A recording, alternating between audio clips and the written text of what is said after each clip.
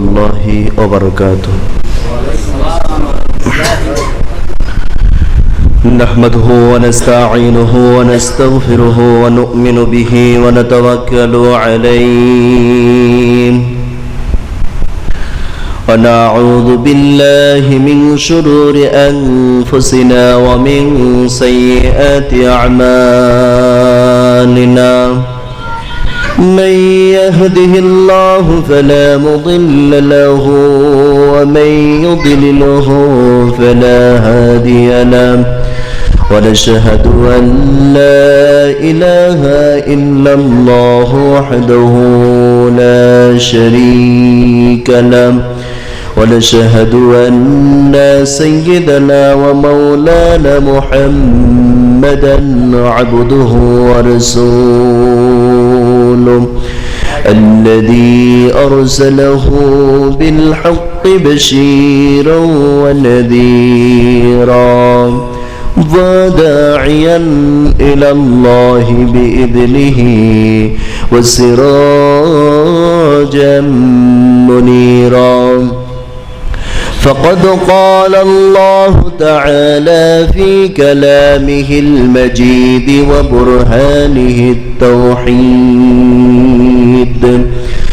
أعوذ بالله من الشيطان الرجيم بسم الله الرحمن الرحيم إن الله وملائكته يصلون على النبي يا أيها الذين آمنوا صلوا عليه وسلموا تسليما اللهم صل على سيدنا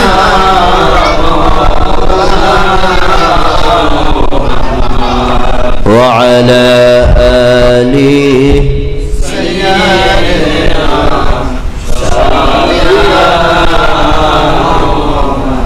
সকলেই মহব্বতে জবান খুলে বলছি আল্লাহুম্মা সাল্লি আলা সাইয়্যিদিনা মাওলানা মুহাম্মদ ওয়া আলা আলিহি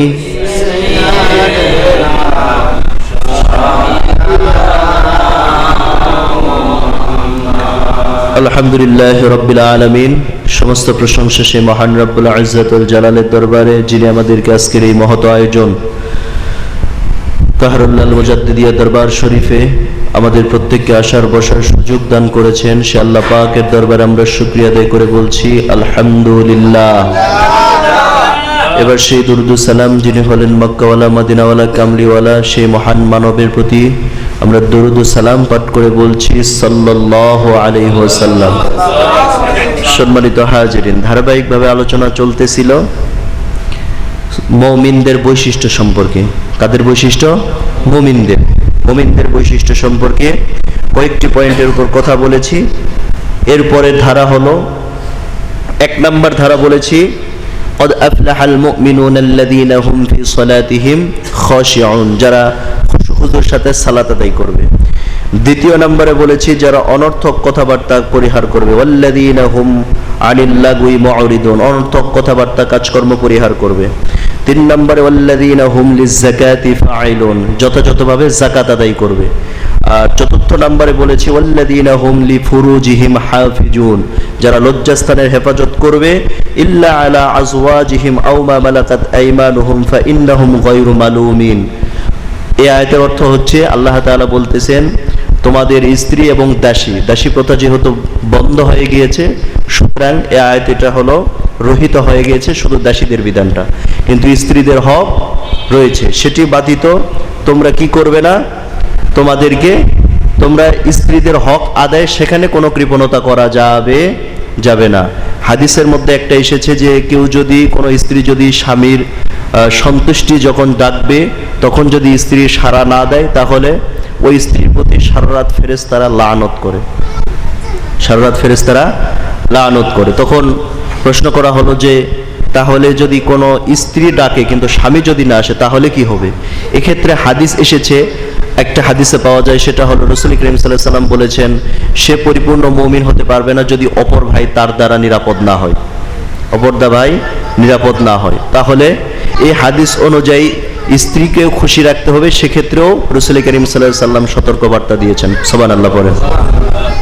তো আল্লাহ তাআলা সে কথাই বলছেন এখানে, শুধুমাত্র স্ত্রীদের হক রয়েছে, তোমরা স্ত্রীদের হক যথাযথ আদায় করবে, স্ত্রীদের হক আদায় কৃপণতা করবে না।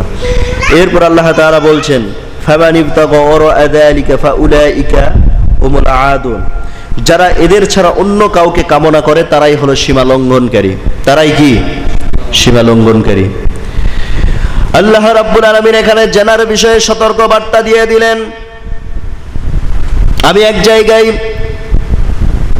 খেলার বিষয়ে মানে এক হোটেলে খাইতে বসেছি, হঠাৎ করে হোটেলের খাইতে যখন বসেছি হঠাৎ করে দেখি টেলিভিশনে ফুটবল খেলা হচ্ছে, পাশে কিছু যুবক দাঁড়িয়ে আছে। যুবকরা যখন খেলা দেখতেছে, খেলার মধ্যে হুট করে কি করলো, হুট করে চিৎকার দিয়ে উঠেছে গোল, সবাই হই হুল্লোড় শুরু করে দিয়েছে। একটু পর দেখি সবগুলো আবার থেমে গেছে।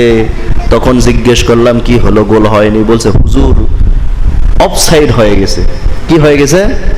অফসাইড মানে কি? সীমা লঙ্ঘন করে ফেলেছে। কি করে ফেলেছে? সীমা লঙ্ঘন। সীমা লঙ্ঘন করে গোল দিলে গোল হবে? অফসাইডে গোল দিলে গোল হবে না। তো অফসাইড আল্লাহ তাআলা সেটাই বলছেন, যারা স্ত্রী ব্যতীত অন্য কাউকে কামনা করবে তারা যেন সীমা লঙ্ঘন করে ফেললো, অফসাইড করে ফেললো। নাউজুবিল্লাহ বলেন। তারা সীমা লঙ্ঘন করে ফেলেছে। সীমা লঙ্ঘন করে যখন যাবে সেইটা আল্লাহর দরবারে মঞ্জুর হবে না, তখন গুনাহগার হিসেবে আল্লাহর দরবারে দাঁড়াতে হবে। আল্লাহ তাআলা সেটাই বলছেন, তোমরা স্ত্রী ছাড়া যদি অন্য কাউকে কামনা করো সেটা হবে তোমাদের জন্য সীমা লঙ্ঘন। এরপরে আল্লাহ রাব্বুল আলামিন বলছেন মুমিন বান্দা কাকে হবে?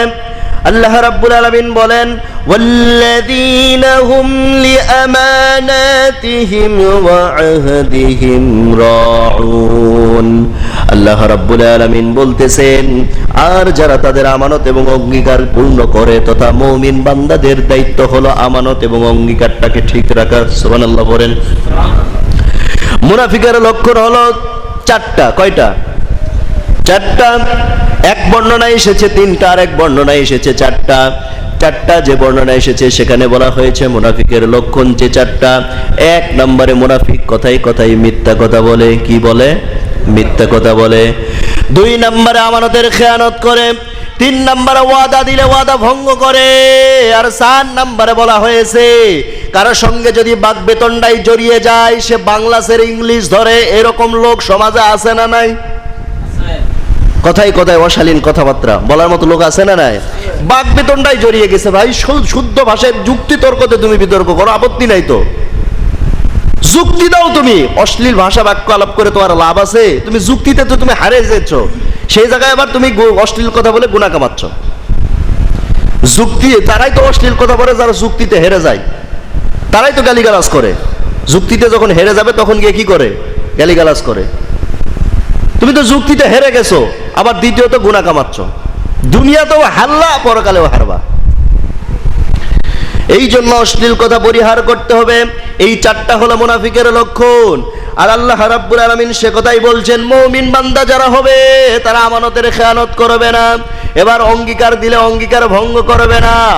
আল্লাহর হাবিব সাল্লাল্লাহু আলাইহি সাল্লাম যখন মক্কা থেকে হিজরত করে মদিনায় যেতেছিলেন, রাসূল করিম সাল্লাল্লাহু আলাইহি সাল্লাম সেই সময় ছিলেন মক্কাবাসীর কাছে আলামিন বিশ্বাসী ছিলেন। এমনকি কাফের গোষ্ঠীরাও পর্যন্ত রাসূল করিম সাল্লাল্লাহু আলাইহি সাল্লামের কাছে আমানত রেখে যেত। বহু আমানত জমা হয়ে গিয়েছিল রাসূল করিম সাল্লাল্লাহু আলাইহি সাল্লামের কাছে। নবীজি যখন মক্কা ছেড়ে মদিনায় হিজরত করে যাবেন, হিজরত করে যখন মদিনায় চলে যাবেন, তখন আলীকে বললেন, আলী তুমি চলে আসো, আমার বিছানায় চাদর মুড়ি দিয়ে শুয়ে পড়ো। আর এই যে তোমাকে আমানতের লিস্ট দিয়ে দিলাম, প্রত্যেকটি আমানত, যার যা আমানত, তুমি প্রত্যেকটা আমানত যথাযথভাবে প্রত্যেকের বাড়ি বাড়ি, প্রত্যেকের দরজায় দরজায় তুমি নিজ দায়িত্বে পৌঁছায়া দেবে। বলেন সুবহানাল্লাহ। রাসূল করিম সাল্লাল্লাহু আলাইহি ওয়াসাল্লাম শিখিয়ে দিলেন আমানত।